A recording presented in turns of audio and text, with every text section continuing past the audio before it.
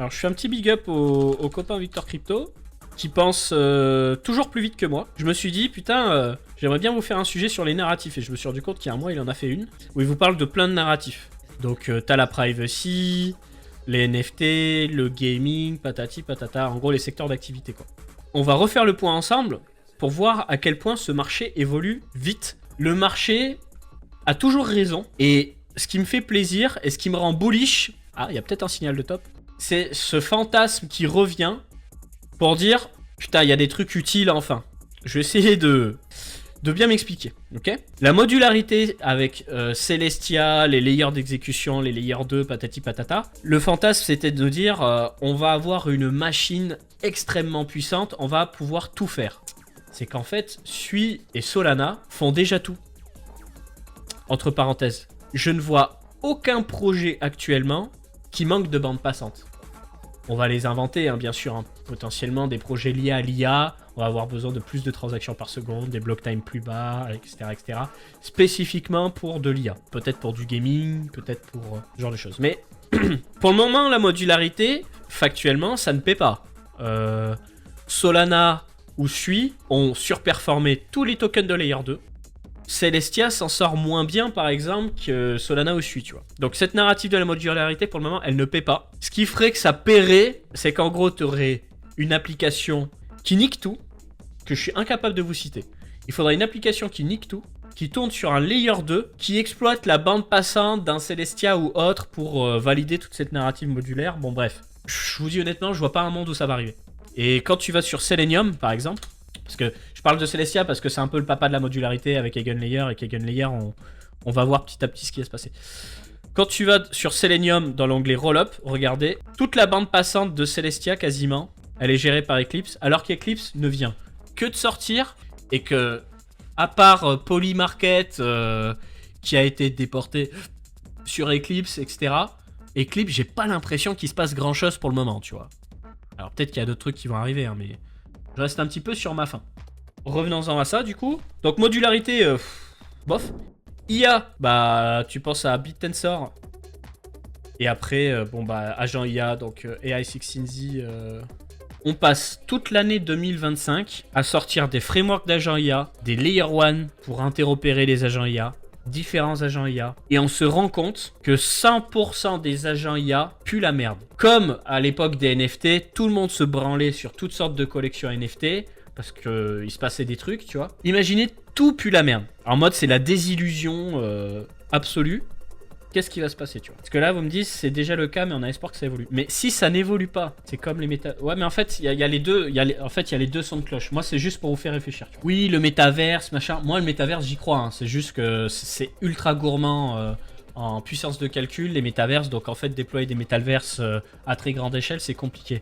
Par contre, avoir des agents IA qui sont performants, ça, c'est pas compliqué. Ça va s'améliorer au fur et à mesure du temps. Moi, je veux juste voir avec vous à quel point c'est une hype passagère ou c'est un truc qui va rester. Tu vois. Parce que sur ce marché, on a que des hypes passagères. Pour le moment, à part la DeFi, il n'y a rien qui reste. Hein. Ouais, pour beaucoup, c'est passager. Hein. J'ai vu passer Spectral, ouais. Le prix ne suit pas trop. Et pour ce qui est des usages, je sais pas trop quoi vous dire. En tout cas, on est quand même 1 milliard de FDV, c'est pas rien. Après, bon, bah, agent IA, on a vu, hein. Virtual, ce AI16Z, on va probablement voir d'autres frameworks, mais ça va surtout ruisseler dans Solana, parce que le game il se fait principalement sur Solana, il y a aussi des trucs sur Base, hein, mais je pense que Solana va encore jouir de l'usage des agents IA. Donc l'IA, moi je suis quand même bullish. Hein. IA, bullish, infra, bullish. DeFi, bon bah inutile de vous dire à quel point c'est bullish. Que ce soit Ethena qui va éteindre ses services, je maîtrise pas suffisamment bien ce qui se passe, mais ils vont faire index. Ils deviennent multi-chain. Ils ont un stablecoin. Ils ont un stablecoin qui jouit du rendement. Ils font un stablecoin pour institutionnel. Ethena, c'est vraiment, vraiment puissant. Il n'y a pas de débat. Ethena, c'est très puissant. Moi, j'essaie juste de vous faire réfléchir. Et réfléchir avec vous, hein, bien sûr, parce que j'ai pas la science infuse. Sur ce qui est des paris plutôt gagnants pour filtrer les paris qui sont passagers et qui vont nous faire gagner de l'argent sur du très court terme, mais qui potentiellement peuvent nous en faire perdre une fois que le marché se retourne. Tu vois. Bref, donc DeFi, avec tout ce qui est fee switch et tout, excellent. Redistribution de revenus, excellent. Real World Asset, pareil. Real World Asset, ça vient avec la DeFi. Pour moi, ça va ensemble. Donc Real World Asset, quels sont les top projets Real World Asset? Mantra, bon, Mantra, j'ai pas trop suivi, mais j'ai cru comprendre qu'ils avaient des partenariats de malades mentaux. Hondo, qui sont partout, qui seront sur Plume, hein, d'ailleurs. Hein. Hondo. Moi, je pense qu'il y a Plume qui va arriver. Je le souhaite, en tout cas, je suis investisseur dessus, mais je pense que Plume, ça va arriver. Ils annoncent plein de partenariats dans tous les sens. Ils vont faire un gros Real World, un gros L1. Ça sera connecté à Arbitrum, un peu à la manière de Hyperliquid d'ailleurs. Voilà, ça fait des grosses levées avec des gros profils. J'ai un peu de mal à aller sur des trucs moins connus en Real World Asset, hein, je vais pas vous mentir. ISO 20022, t'aimes pas? C'est pas que j'aime pas, c'est que j'ai pas suivi le sujet, tu vois, je peux pas être partout. Ensuite, Memecoin. Memecoin.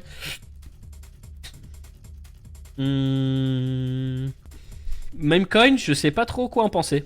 Les bacs de Mourad, SPX et Gigashad. Fartcoin parce que c'est un memecoin lié à l'agent IA. Est-ce que là, il y a des endroits sur lesquels se placer? Et si oui, quel projet tu vois? Et surtout, est-ce que tu préfères acheter un memecoin alors que les agents IA existent? En gros, vaut mieux pas un memecoin IA plutôt qu'un memecoin. Est-ce que je veux dire? Moi, j'aurais tendance à préférer les memecoins IA, mais après, on peut être surpris hein, sur les mêmes. Hein. C'est peut-être justement parce que là, il y a eu une petite baisse d'activité qu'il y a des endroits sur lesquels se placer. Peut-être. Dépine. Dépine, je pense que ça a un potentiel de dingo. Alors moi, je suis biaisé par rapport au Dépine.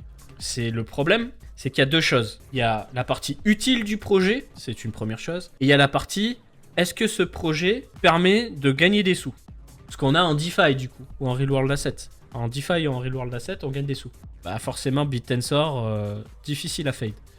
Render, j'aime pas Render.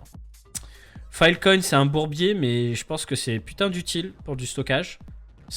Alors ça, c'est mon avis, je peux me tromper. Ok. Jasmin, je connais pas. Mais tout ça, là, c'est... ça s'en bat un peu les couilles, quoi. Le game, ça va être Peak et BitTensor. Parce que c'est les marchands de pelle. Et bien sûr, IO qui est difficile à fade parce que ils arrivent à ramener du monde quand même. C'est un peu les leaders pour les providers de GPU. Alors après, comment ça s'appelle déjà? Prime Intellect. Prime Intellect qui sortira plus tard. Qui est un agrégateur de solutions justement type Ionet, etc. pour l'allocation de GPU. Je sais pas si c'est live ou pas d'ailleurs. Ah, on peut déjà tester. Alors imaginons, je veux une 4090. Okay. Putain, c'est nouveau ça. Donc là, c'est filtré par prix. Donc RunPod, ça doit être un truc centralisé. Hein. Solution centralisée. Ensuite, TensorDoc. Bah déjà, Ionet n'y est pas. Je sais pas pourquoi. Il n'y a pas Ionet. C'est censé être un agrégateur, mais il n'y a que des solutions centralisées. Il me semblait sur Ionet tout à l'heure qu'on était sur 0,37$ ou 0,39$, à peu près les mêmes tarots. Hein. Donc, à voir. Mais ouais, on voit pas Akash, on voit pas Ionet. Je sais pas trop quoi vous dire. Je sais pas ce que c'est ces prix là aussi. Et je regarde juste TensorDoc. On a fait une analyse de ça. Hein. En gros, ça va être un gros projet IA aussi qui peut être très intéressant. Alors déjà, d'une part, c'est un agrégateur de solutions IA, mais il bosse aussi sur un modèle, je crois. Render, j'aime pas parce qu'en fait, c'est centralisé à la mort. C'est pour un cas d'usage qui est très spécifique. Et il n'y a pas ce côté marchand de pelle en fait. Après, c'est une grosse boîte derrière, tu vois. Et surtout, bah, c'est bullish d'un point de vue prix. Mais fondamentalement, je suis pas. Ça revient cher laisser genre location, je saurais pas te dire. Honnêtement, je serais incapable de dire parce que je fais pas d'IA. Aller entre Render Apple, non. Donc, Ionet, qui a le vent en poupe, why not? Bref, Deepin. Bah, Deepin, pour moi, c'est TAO, Peak, puis IO. Hein. Le reste, c'est un peu compliqué, quoi. Après, bon, bah, agent IA, on a vu, hein. Virtual, ce AI16Z, on va probablement voir d'autres frameworks, mais ça va surtout ruisseler dans Solana, parce que le game, il se fait principalement sur Solana. Il y a aussi des trucs sur Base, hein. Mais je pense que Solana va encore jouir de l'usage des agents IA. Gaming, c'est compliqué. Hein. C'est compliqué, je parle vraiment de spéculer sur les jetons parce que ils arrivent pas à faire des jetons qui donnent envie d'acheter, qui permettent aux utilisateurs de récupérer de la valeur, etc. Il n'y a pas. Hein. Franchement les gars, moi je vais continuer de vous parler du gaming, je suis passionné de gaming, je suis toujours ambassadeur d'Ultra, il n'y a pas de souci là-dessus, mais même moi, hein, je peux pas sizer sur du gaming, je peux plus. Je me suis fait démolir sur Aurori. J'ai perdu un peu sur iOS, mais ça c'est parce que j'ai acheté pendant la guerre en Ukraine. Donc je pensais que le marché allait repartir quand la Russie a attaqué l'Ukraine. Autrement, j'ai pas sizé sur du gaming, à part en pre-sale parce que j'étais là en seed. Pas très bull sur les jetons gaming. Jusqu'à un chargement total de De tendance, hein, tu sais, il peut y avoir une technologie qui sort, un truc qui met un peu tout le monde d'accord, et ça peut repartir comme en 40, juste pour le moment gaming, ouais. Je peux pas sizer. C'est trop dangereux. On va terminer par une petite nouvelle Ultra, avant que je coupe. Je voulais vous faire un live spécifique à Ultra, mais ça a été un petit peu calmos, là, sur ce mois de décembre, donc je fais juste ça. Donc Ultra qui a refait sa page d'accueil, qui devient EVM, qui va petit à petit pousser son jeu Ashes of Mankind sur plusieurs launchers, qui va intégrer des nouveaux jeux Web 2, qui va intégrer des nouveaux jeux Web 3. Moi, je m'entends super bien avec la nouvelle direction. Il y a eu un changement de direction chez Ultra. Je sais pas si vous avez fait attention à ça. Les anciens CEO vont être plus focus sur le jeu. Et il y a un nouveau CEO et un nouveau, je sais pas si on peut le qualifier de numéro 2, mais il y a Rod qui est rentré. Moi, je m'entends très bien avec eux. Donc, ce qui va être intéressant de surveiller pour ce premier trimestre 2025, ça va être le jeu Ashes of Mankind, qui va essayer de s'exporter au-delà d'Ultra, justement, en allant sur d'autres launchers. Pour ce qui est du token Ultra, moi je vous l'ai dit plus tôt, je vous le redis, il faut qu'ils ajoutent plus d'usages. Ils ont ajouté un usage récent. Comme il va y avoir la compatibilité avec le VM, quand tu utilises l'UOS nativement sur la blockchain Ultra, t'as pas de frais, mais si tu passes par le VM, tu auras des frais en UOS. Il faut aussi qu'il y ait de nouveaux mécanismes qui permettent de valoriser le jeton, parce que là, clairement, de toute façon, ça se voit. Pourquoi le prix ils font? C'est dans la narrative gaming, tous les jetons gaming fondent. Très peu d'incitation à avoir du UOS, parce que t'as pas de récompense particulière en détenant du UOS, à part un petit airdrop, mais voilà, c'est pas suffisant. Manque de contenu sur Ultra, plateforme Ultra du coup. Tu n'as pas spécialement de jeux multijoueurs, tu n'as pas spécialement d'économie, à part la plateforme Marketplace qui te permet de motiver en fait à consommer du UOS.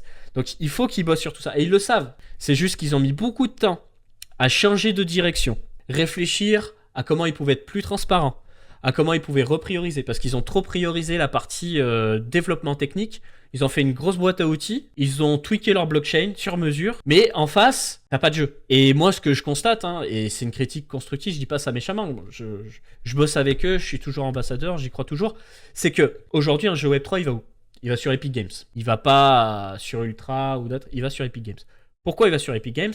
Parce que Epic Games leur apporte de la visibilité. Et Epic Games a un processus de listing qui est rodé, où tu peux faire des alphas, des bêtas, ce que tu veux, créer des codes d'invitation, faire tester des gens, republier, etc., etc. Donc Ultra doit faciliter et améliorer son processus de listing. Et la première vitrine, ça va être leur jeu Ashes of Mankind, évidemment. Mais il faut que ça vienne. Parce qu'ils annoncent des nouveaux jeux, mais soit les jeux sont pas top, soit les jeux sont pas disponibles. Voilà le résumé sur Ultra. Et ensuite la confidentialité. Bah la confidentialité, comment dire, ça n'a jamais payé.